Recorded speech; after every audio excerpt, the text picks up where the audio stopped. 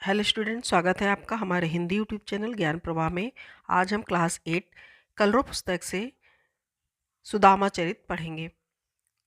Chapter 11, ये chapter 11 है सुदामा चरित। सुदामा चरित कृष्ण और सुदामा पर आधारित एक बहुत ही सुंदर रचना है। इसके कवि नरोत्तम दास जी हैं। नरोत्तम दास जी ने इसकी रचना दोहे के रूप में प्रस्तुत किया है। सुदामा चरित के जो पद हैं उसमें नरोत्तम दास जी ने श्री कृष्ण और सुदामा के मिलन का, सुदामा की दीन अवस्था का और कृष्ण की उदारता का वर्णन किया है। शीस पगा न झगा तन में प्रभु जाने कौन आहि बसे कही ग्रामा। धोती फटी सी लटी दुपटी और पाए उपाना को नहीं सामा। द्वार खड़ो द्विज दुर्बल एक रहियो चकिसो वसुधा अभिरामा। पूछत दीन दयाल को धाम बतावत अपनो नाम सुदामा। इन पंक्तियों में कवि कह रहे हैं कि जो व्यक्ति द्वार पे खड़ा है, जब द्वारपाल कृष्ण के पास आगंतुक का जो आया हुआ है उसका संदेशा लेकर जब अंदर जाते हैं तो उसकी जो वेशभूषा है, जो उसका परिवेश है, उसके बारे में बता रहे हैं कि शीस पगा न जगह तन पे, सर पे शीस अर्थात सर पे पगड़ी नहीं है, जगह न तन पे और तन पे कोई कुर्ता नहीं है, जगह अर्थात कुर्ता नहीं है। प्रभु जाने कौन आहि बसे के रामा। प्रभु वो ना जाने कौन है, कहाँ से, किस ग्राम से, गांव से आया हुआ है। धोती फटी सी लटी दुपटी, और उसकी धोती फटी हुई है और पाँव उपाना को नहीं सामा, और उसके पैरों में उपाना अर्थात जूते भी नहीं हैं। द्वार खड़ो द्विज दुर्बल एक, दरवाजे पर, द्वार अर्थात दरवाजे पर एक दुर्बल द्विज अर्थात ब्राह्मण खड़ा है। रहियो चकिसो वसुधा विरामा, और वो बार बार चकित होकर या आश्चर्य से वसुधा अर्थात धरती को और इस महल को देख रहा है। पूछत दीन दयाल को धाम बतावत अपनो नाम सुदामा, और वहाँ पर वो खड़ा होके सब कुछ देख रहा है आश्चर्य से, और दीन दयाल अर्थात श्री कृष्ण प्रभु आपका धाम अर्थात आपके बारे में, आपका घर पूछ रहा है और अपना नाम सुदामा बताता है। आप इसका भावार्थ कैसे लिखेंगे? प्रस्तुत पंक्तियों में कवि कहते हैं कि सुदामा अपने बचपन के मित्र श्री कृष्ण से मिलने द्वारका पहुँचे हैं। वे महल के सामने खड़े थे। द्वारपाल ने उनसे बात की और महल के अंदर जाकर श्री कृष्ण को बताया कि प्रभु बाहर महल के द्वार पर एक कमजोर ब्राह्मण खड़ा हुआ है। उसके सिर पर न तो पगड़ी है और ना ही उसने उसके शरीर पर कोई कुर्ता पहना हुआ है। प्रभु पता नहीं वो किस गांव से चलकर आया है। उसने फटी हुई धोती और गमछा पहने हुए है और उसके पैरों में जूते भी नहीं हैं। वो दीनदयाल अर्थात आपके प्रभु आपके निवास स्थान के बारे में पूछ रहा है और अपना नाम सुदामा बता रहा है। ठीक है, आगे। ऐसे बेहाल बिवाइन सोपक कंटक जाल लगे पुनि जोए। हाय महादुख पायो सखा तुम आए इतना किते दिन खोए। देख सुदामा को दीन दशा करुणा करके करुणा निधि रोए। पानी परात को हाथ न छुयो, पानी परात को हाथ छुयो नहीं, नैनन के जल से पग धोए। ऐसे बेहाल बिवाइन सो, मतलब इतनी बुरी दशा है उनकी, उनके पैरों में बिवाइयाँ अर्थात उनकी एड़ियों में कटे हुए हैं, उनकी एड़ियाँ कटी हुई हैं, बिवाइयाँ पड़ गई हैं और उसमें कंटक अर्थात कांटों की जाल बिछी हुई है, जिसको श्री कृष्ण ने पुनिजोए उनको बाहर निकाला है, कांटों को बाहर निकाला है और उनसे कहते हैं हाय महादुख पायो सखा। हे सखा, हे मित्र, तुमने बहुत दुख झेला है। तुम आए इतना कितने दिन खोए, तुम इतने दिन क्यों नहीं आए, इतने दिन क्यों खो दिए, मतलब तुमने इतने दिन बर्बाद क्यों कर दिए, इतने दिन से तुम क्यों नहीं आए। देख सुदामा की दीन दशा, श्री कृष्ण की सुदामा की दुखी हालत, दीन हालत को देख करके करुणा करके करुणा निधि रोए। करुणा करके अर्थात दया करके, करुणानिधि यानी दया करने वाले प्रभु श्री कृष्ण इतना रोए कि पानी परात को हाथ छुओ नहीं, उन्होंने पानी से भरे परात को हाथ भी नहीं लगाया और इतना उनके आंखों से अश्रु बहे कि उसी जल से उन्होंने सुदामा अर्थात अपने मित्र के पैर धोए। इसका जो आप भावार्थ लिखेंगे वो इस तरह से होगा। इन पंक्तियों में कृष्ण सुदामा के मिलन, सुदामा की दीन अवस्था और श्री कृष्ण की उदारता का वर्णन किया गया है। सुदामा के विषय में सुनकर श्री कृष्ण दौड़कर बाहर आए हैं और उन्हें महल के भीतर ले गए हैं। उन्हें सिंहासन पर बैठाया है, उनकी फटी एड़ियों से चुभे हुए कांटों को निकाला है। श्री कृष्ण सुदामा से बोले कि मित्र, तुम इतने कष्ट, इतने दुख सहे, तुमने महादुख झेला, तुम यहाँ क्यों नहीं आए? इतने दिन कहाँ रहे? अपने प्रिय मित्र सुदामा की यह दीन अवस्था देखकर करुणा के सागर अर्थात श्री कृष्ण दया से रो पड़े और उन्होंने सुदामा के पैर को धोने के लिए परात में जो पानी मंगवाया था उसे छुआ तक नहीं। सुदामा की ऐसी अवस्था देखकर श्री कृष्ण इतना रो रहे थे कि उन्होंने अपने आंसुओं से ही सुदामा के पैर धो डाले। ठीक है, आगे बढ़ते हैं। कछु भाभी हमको दियो। भाभी ने जब तुम्हें चलते समय भाभी ने हमको कुछ दिया था, सो तुम काहे न दे? वो तुम हमको क्यों नहीं दे रहे हो? चापी पोटरी कांख में, चापी अर्थात छिपा लिया है, पोटरी यानी गठरी को, कांख यानी जो बगल में होता है, बगल, उसको किस लिए तुमने छिपा लिया है? आगे चना गुरु मात दिए। इससे पहले भी तुम एक बार ऐसा कर चुके हो। गुरु माता ने जब ये आश्रम, संदीपनी ऋषि के आश्रम में जब ये लोग विद्यार्थी थे, वहाँ पढ़ रहे थे, तब गुरु माता ने इनको चने दिए थे। लये चने लये तुम चाबी हमें नहीं दीने, तब भी तुमने गुरु माता के दिए हुए चने अकेले खा लिए थे, लेकिन तुमने हमको नहीं दिए थे। शाम कहो मुस्काए सुदामा। और ये बात श्याम अर्थात कृष्ण सुदामा से हंसते हुए कह रहे हैं। चोरी की बान में हो जो प्रवीण है, चोरी करने में तुम निपुण हो, प्रवीण हो, इसलिए तुम ऐसा कर रहे हो। जब गुरु माता ने चने दिए थे वो भी तुमने हमको नहीं दिए थे, और भाभी ने हमको कुछ दिया है पोटरी में, वो भी तुमने छिपा के रखा है, तो चोरी करने में तुम माहिर हो। पोटरी कांख में चाप रहे तुम खोलत नहीं सुधा रश्मि ने, क्योंकि वो पोटरी, वो गठरी तुम खोल नहीं रहे हो, उसको तुमने अपनी कांख में छिपा रखा है, उसको खोल नहीं रहे हो। इसको इस तरह से लिखेंगे। प्रस्तुत पंक्तियों में कृष्ण सुदामा की शिकायत करते हैं कि भाभी द्वारा भेजी गई सौगात उन्हें क्यों नहीं दे रहे हैं।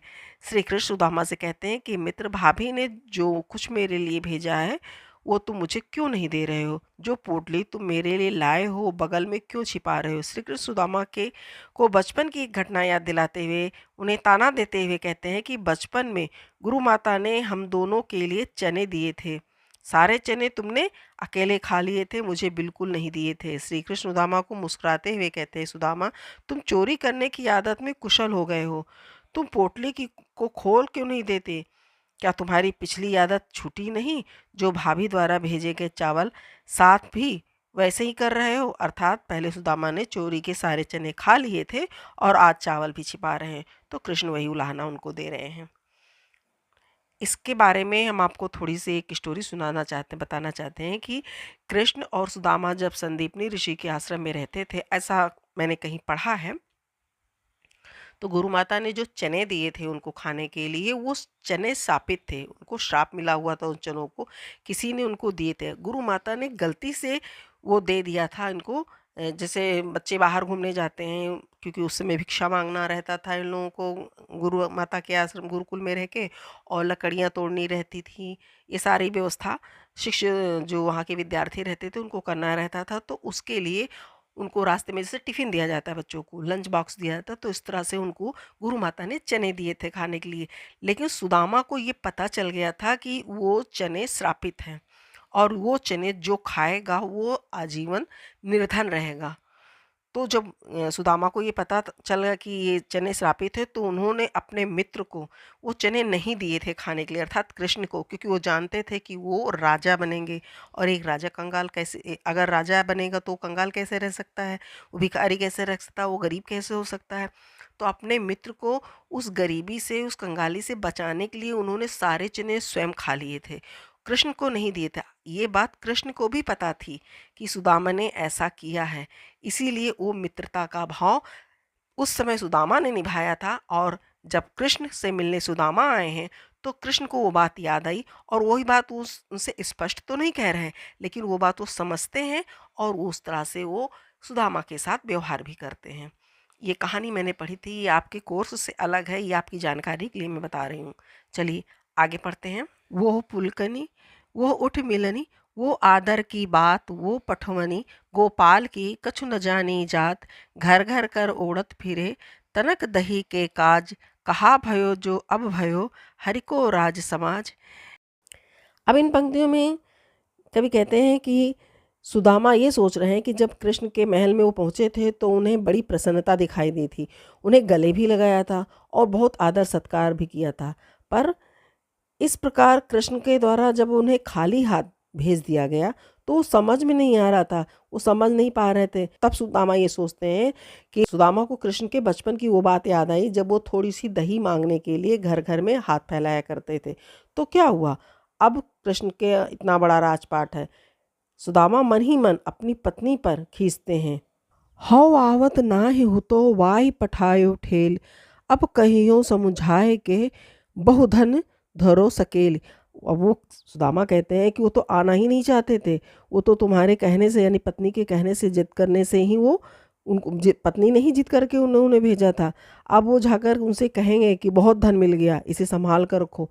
सुदामा को मन ही मन कृष्ण और अपनी पत्नी दोनों पर खींच हो रही है, क्योंकि वो सुदामा की लीला को समझ ही नहीं पा रहे हैं। तो आप इनको अपनी कॉपी में कैसे लिखेंगे? प्रस्तुत पंक्ति में सुदामा अपनी पत्नी के जिद करने पर ही कृष्ण के पास आर्थिक सहायता के लिए आए थे, किंतु कृष्ण ने सुदामा को खाली हाथ लौटा दिया। यही सोचकर सुदामा बहुत दुखी हैं। तो इन पंक्तियों में सुदामा ये सोच रहे हैं कि जब वे कृष्ण के महल पहुँचे तो उन्होंने बड़ी प्रसन्नता दिखाई थी, उन्हें गले से भी लगाया था, बहुत आदर भी दिया था। पर इस प्रकार कृष्ण द्वारा उन्हें खाली हाथ भेजने की बात सुदामा को समझ में नहीं आ रही थी। सुदामा को कृष्ण के बचपन की वो बात याद आती है जब वो थोड़ी सी दही मांगने के लिए घर घर हाथ फैलाया करता था। क्या हुआ, अब कृष्ण के पास इतना राजपाट है। सुदामा मन ही मन अपनी पत्नी पर खींचते हैं, सोचते हैं कि वे आना तो नहीं चाहते थे, उनकी पत्नी ने उन्हें जिद करके भेजा था। अब घर जाकर वे उससे कहेंगे कि बहुत धन मिल गया, इसे संभालो। सुदामा को मन ही मन में कृष्ण और अपनी पत्नी पर खींच हो रही है, क्योंकि सुदामा कृष्ण की लीला से अनभिज्ञ है। वह सोई राज समाज बने गजबाज घने, मन संभ्रम छायो कैंधो परयो, कहु मारग भूल के फिरे के मैं अब द्वारिका आयो, भौम बिलोकबे को मन लोचत, सोचत ही सब गाँव मझायो पूछत पाणे, फिरे सब सो पर झोपरी को कहूँ खोज न पायो। अब इन पंक्तियों में क्या कह रहे हैं कवि? कृष्ण ने अपने मित्र सुदामा को बिना बताए ही उन्हें इतना धन दौलत दे डाला था, सुदामा को कुछ नहीं पता था। सुदामा इन सब बातों से अनजान थे। जब सुदामा अपने गांव पहुंचते हैं तो उन्होंने वैसा ही ठाट बाट, वैसा ही राजपाट देखा जैसा उन्होंने द्वारका में देखा था, और द्वारका की तरह ही जैसे द्वारका में हाथी घोड़े देखे थे उसी तरह यहाँ पे भी इनको दिखाई देते। तो उनके मन में भ्रम हो जाता है, कहीं वो अनजाने में रास्ता भूल तो नहीं गए, कहीं वो फिर से मार्ग भूल कर, ऐसा तो नहीं कि वो द्वारका फिर वापस लौट आए हैं। यही सोचकर वे सारे गांव में जाकर अपनी झोपड़ी को ढूंढने लगे। मतलब वो समझ नहीं पा रहे हैं और उस गांव में अपनी झोपड़ी को ढूंढ रहे हैं। सुदामा ने सभी से अपनी झोपड़ी के बारे में पूछा भी, परंतु वे अपनी झोपड़ी को कहीं भी खोज नहीं पाए। वास्तव में उनकी झोपड़ी के स्थान पर बड़े से महल बन गए थे। सारा गाँव, पूरे गाँव की काया ही पलट गई थी। ये सब कृष्ण की कृपा से हुई थी, लेकिन सुदामा को इन सब बातों का पता नहीं था, क्योंकि सुदामा की मदद बहुत गुप्त ढंग से किया था, गुप्त रूप से उनकी सहायता की थी, इसलिए सुदामा को कुछ भी नहीं पता था। आप इसका भावार्थ लिखेंगे, कृष्ण ने अपने मित्र सुदामा को बिना बताए ही धन दौलत दे डाली। सुदामा इन सबसे अनजान थे। जब सुदामा अपने गांव पहुंचे तो उन्होंने वैसा ही ठाट बाट और राज समाज देखा जैसा उन्होंने द्वारका में देखा था। वहाँ द्वारका की तरह ही हाथे घोड़े देखकर उनके मन में भ्रम छा गया। कहीं वे अनजान रास्ते पर तो नहीं आ गए, कहीं मार्ग तो नहीं भूल गए, कहीं ऐसा तो नहीं वे भूल कर फिर से द्वारका लौट आए हों। वहाँ भी द्वारका जैसा शानदार महल बना हुआ है। सुदामा के मन में उन्हें देखने को सुदामा का मन उन्हें देखने को ललचा रहा था। यही सोचकर वे सारे गांव में जाकर अपनी झोपड़ी को ढूंढ रहे थे। सुदामा ने सभी से अपनी झोपड़ी के बारे में पूछा, परंतु वे अपनी झोपड़ी को कहीं नहीं खोज पाए। वास्तव में उनकी झोपड़ी के स्थान पर अब बड़ा सा महल बन गया था। सारा गांव की काया पलट गई थी। ये सब कृष्ण की कृपा से ही हुई थी। उन्होंने सुदामा का गुप्त रूप से सहायता की थी। कह वह टूटी सी छानी हती, कह कंचन के अब धाम सुहावत, कह पग में पनही न हती, कह लय गजराज हूँ ठाढ़े महावत, भूमि कठोर पे रात कटे कहाँ, कोमल सेज पर नींद न आवत, कह जुरतो नहीं कोदो सावा, कह प्रभु के प्रताप ते दाख न भावत। अब इन पंक्तियों में क्या कहा गया है, कै वो टूटी सी छानी हती। जब कृष्ण ने गुप्तपुरु से अपने मित्र सुदामा को सब कुछ दे दिया, उनकी सहायता कर दी और अपने मित्रता का परिचय दिया, तो कृष्ण की जो सुदामा की निर्धनता थी वो तो दूर हो गई। तो अब वो क्या कहते हैं कि कहाँ सुदामा की टूटी फूटी झोपड़ी हुआ करती थी और अब वहाँ पर सोने का महल सुशोभित हो रहा। कहाँ, कंचन के अब धाम सुहावत, कंचन अर्थात सोने के महल सुशोभित हो रहा है। कै पग में पनही नहती, कहाँ पैरों में जूते तक नहीं थे, जूते पहनने के लिए नहीं हुआ करते थे। कह लह गजराज हूँ ठाढ़े महावत, और कहाँ दरवाजे पर महावत हाथी को लेकर खड़े हुए हैं कि कहीं चलना है तो चलो सरकार, जैसे गाड़ी लेकर ड्राइवर खड़ा रहता है ऐसे हाथी को लेकर महावत खड़ा है। भूमि कठोर पे रात कटे, कहाँ भूम अर्थात धरती की कठोर धरती पर पूरी रात कटती थी। कहाँ कोमल सेज पे नींद ना आवत, और कहाँ आप कोमल सेज यानी मुलायम बिस्तर पे भी नींद नहीं आती है। कह जुरतो नहीं कोदो सावा, कहाँ कोदो और सावा एक प्रकार का चावल होता है जो अच्छा नहीं होता है। कहाँ वो खराब किस्म के चावल भी नहीं मिलते थे। कह प्रभु के प्रताप ते दाख नभावत, और कहाँ प्रभु अर्थात कृष्ण की प्रताप से मेवे, दाख अर्थात किशमिश को कहते हैं दाख, तो सब कुछ उपलब्ध है लेकिन वो मेवे भी अब नहीं अच्छे लगते हैं। इस प्रकार कृष्ण ने मित्रता के धर्म का पालन किया। सुदामा के कहे उनके मन की बात को जान लिया। सुदामा के बिना कहे कृष्ण ने उनके मन की बात को जान ली और उनकी मदद इस प्रकार गुप्त रूप से किया। धन्य है ऐसी मित्रता, धन्य है ऐसे श्री कृष्ण। तो ये आपके चैप्टर के भावार्थ हैं। आगे आपको इसके प्रश्नों के उत्तर मिलेंगे। बोले, सुदामा ने द्वारपाल से क्या पूछा? उत्तर, सुदामा ने द्वारपाल से पूछा कि दीनदयाल अर्थात श्री कृष्ण का निवास स्थान कहाँ है। प्रश्न 2, सुदामा को कृष्ण के बचपन की कौन सी घटना याद आई? उत्तर, सुदामा को कृष्ण के बचपन की वो घटना याद आई जब कृष्ण थोड़ी सी दही मांगने के लिए घर घर पर हाथ फैलाया करते थे। प्रश्न 3, सुदामा किस उपहार को कहाँ छिपा रहे थे? उत्तर, सुदामा अपनी पत्नी द्वारा भेजी गई सौगात तंदुल अर्थात चावल को बगल में छिपा रहे थे। सुदामा अपनी पत्नी पर क्यों खींच रहे थे? उत्तर, सुदामा ये सोचकर अपनी पत्नी पर खींच रहे थे कि उसने उन्हें यहाँ जोर देकर भेजा था मगर वे खाली हाथ लौट रहे हैं। प्रश्न 5, के पग में पनही नहती से सुदामा की किस स्थिति का पता चलता है? उत्तर, इस पंक्ति से सुदामा की दीनहीन अवस्था का पता चलता है। पहले उनके पैरों में जूतियां तक नहीं होती थी। लघु उत्तरीय प्रश्न, सुदामा अपने मित्र श्री कृष्ण के पास किस वेशभूषा में गए थे? उत्तर, सुदामा अपने मित्र श्री कृष्ण के पास पहुँचे तो ना तो उनके सिर पर पगड़ी थी ना ही शरीर पर कोई कुर्ता था। उन्होंने फटी हुई धोती और गमछा पहना हुआ था। उनके पैरों में जूते भी नहीं थे। प्रश्न 2, श्री कृष्ण ने सुदामा के दुख को महादुख क्यों कहा? उत्तर, श्री कृष्ण ने सुदामा के दुख को महादुख इसलिए कहा क्योंकि उनसे सुदामा की दीनहीन अवस्था छुपी नहीं थी। वे ये सोचकर दुखी थे कि सुदामा ने इतने कष्ट दुख सहन किए, उनकी इस हालत से बड़ा दुख और कोई हो ही नहीं सकता। श्री कृष्ण के प्रति अपनी खींच को सुदामा किस प्रकार व्यक्त करते हैं? द्वारका से खाली हाथ लौटते समय सुदामा कृष्ण के व्यवहार से खींच रहे थे। मेहमान नवाजी तो बड़ी बहुत की थी। उम्मीद थी कि कृष्ण उनकी हालत देखकर धन दौलत देकर लौटाएंगे, लेकिन खाली हाथ ही लौटा दिया। अब पत्नी से क्या कहेंगे, यही सोचकर सुदामा श्री कृष्ण पर खींच रहे थे। सुदामा अपने गांव लौटकर भ्रम में क्यों पड़ गए? उत्तर, सुदामा अपने गांव पहुंचकर झोपड़ी के स्थान पर महल देखकर भ्रम में पड़ गए। वे सोचने लगे कहीं वे घूम फिरकर वापस द्वारका तो नहीं पहुंच गए हैं। प्रश्न 5, श्री कृष्ण ने सुदामा की किस पिछली आदत का जिक्र किया है? उत्तर, संदीपनी ऋषि के आश्रम में साथ साथ शिक्षा ग्रहण करते हुए एक बार श्री कृष्ण व सुदामा दोनों जंगल में लकड़ियां एकत्र करने गए। गुरु माता ने उन्हें खाने के लिए चने दिए थे। सुदामा ने श्री कृष्ण को बिना बताए वे सारे चने खुद खा लिए थे। श्री कृष्ण ने सुदामा की इसी पिछली आदत का जिक्र किया है। दीर्घ उत्तरीय प्रश्न। पहला प्रश्न, सुदामा अपने साथ लाए उपहार को श्री कृष्ण को देने में संकोच क्यों कर रहे थे? उत्तर, सुदामा की पत्नी ने श्री कृष्ण के लिए भेंट स्वरूप कुछ तंदूल चावल भिजवाए थे। संकोच के कारण सुदामा श्री कृष्ण को ये भेंट नहीं दे पा रहे थे, क्योंकि कृष्ण अब द्वारिका के राजा थे। उनके पास सब सुख सुविधाएं थी, 56 भोग खाने को थे। तो सुदामा को लग रहा था कि भला उनके पास जो ये चावल हैं, उनके ये चावल कृष्ण को क्या अच्छे लगेंगे?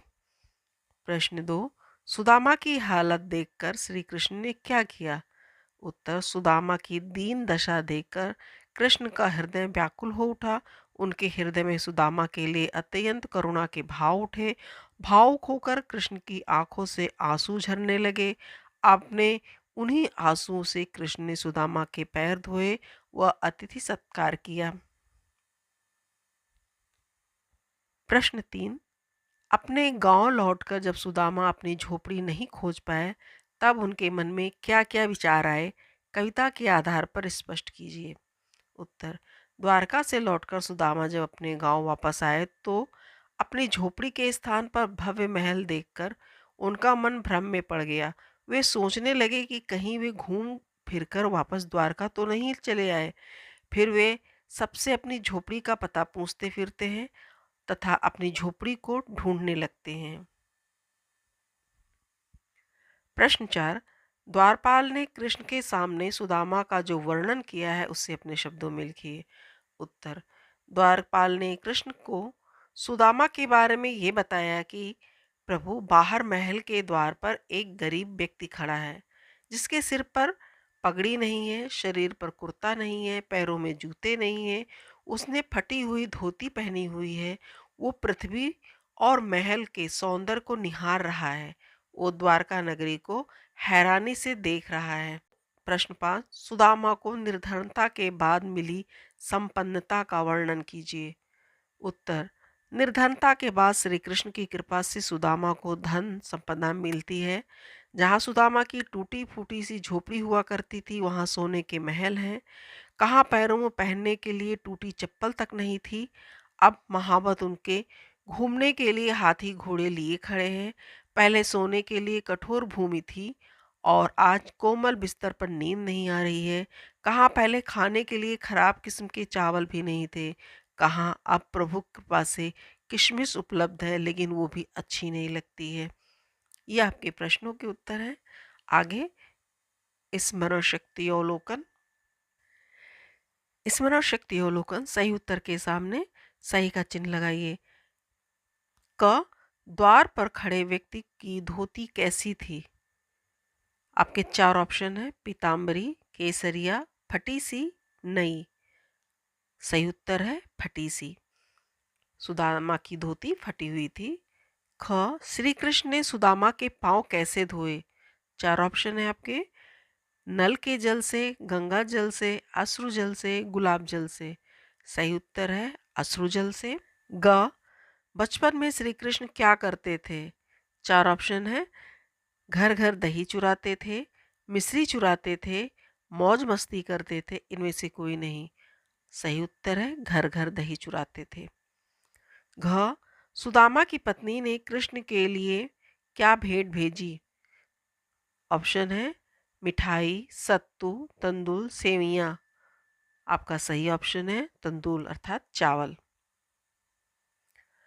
प्रस्तुत पंक्तियों के आधार पर पूछे गए प्रश्नों के उत्तर लिखिए। चोरी की बान में ही जू प्रवीणे। इस पंक्ति में वक्ता कौन है और श्रोता कौन है? आपका उत्तर है, वक्ता श्री कृष्ण है और श्रोता सुदामा है। ये उस वक्त का है प्रसंग जब कृष्ण सुदामा से कहते हैं कि तुम्हारी चोरी करने की आदत नहीं गई, उसी में तुम प्रवीण हो अर्थात माहिर हो। सेकंड है, चोरी करने वाले ने क्या चोरी की थी? उत्तर, सुदामा ने अपनी पत्नी द्वारा श्री कृष्ण के लिए भेजे गए चावल बगल में छिपा लिए थे। कृष्ण के अनुसार यह चोरी थी। थर्ड, इस शिकायत के पीछे कौन सी पौराणिक कथा है? उत्तर, संदीपनी ऋषि के आश्रम में साथ साथ शिक्षा ग्रहण करते हुए कृष्ण और सुदामा एक बार जंगल में लकड़ियां एकत्र करने गए। गुरु माता ने उन दोनों के लिए खाने के वो चने दिए थे। सुदामा ने कृष्ण को बिना बताए चोरी से ये सारे चने स्वयं खा लिए थे। उसी चोरी की तुलना कृष्ण इस चोरी से करते हुए सुदामा को दोष देते हैं। ख, प्रभु के प्रताप तय दाख न भावत। इस पंक्ति में वक्ता कौन है? इस पंक्ति में वक्ता सुदामा है। सेकंड, प्रभु की कृपा किस पर हुई? उत्तर, प्रभु की कृपा सुदामा पर हुई। प्रभु की कृपा का वर्णन किस प्रकार किया गया है? उत्तर, कवि ने प्रभु की कृपा का वर्णन बहुत ही सुंदर ढंग से किया है। पहले तो सुदामा के पास खाने के लिए खराब किस्म के चावल भी नहीं थे। अब प्रभु की कृपा से किशमिश उपलब्ध है, लेकिन उन्हें अब वो अच्छी नहीं लगती। तो ये आपके सारे अभ्यासकार हैं। आपको वीडियो कैसी लगी कमेंट में ज़रूर बताइएगा। अगर वीडियो अच्छी लगी है तो इसे शेयर कीजिए, लाइक कीजिए। Thank you.